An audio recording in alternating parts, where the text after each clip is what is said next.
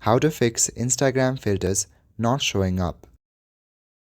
Instagram filters may fail to appear due to outdated app version. So firstly, make sure that you clear all the background apps. After clearing all background apps, make sure to open the app again to see if that helped. Also, make sure that you have a good internet connection. If your current network is lagging, then switch to a different network or mobile data. You can also try to turn on and off your airplane mode. Doing this can also help refresh the network.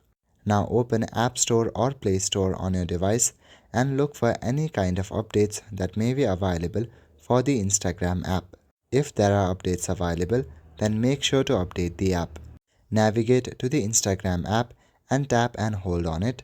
Click on the eye icon to go to App Info. Go to Storage and select Clear Cache at the bottom. This will clear corrupted cache files that may block filters. If none of these options are working, then uninstall the Instagram app and reinstall it from App Store or Play Store. Before deleting the app, make sure that you know your login credentials. That's all for today. Thank you.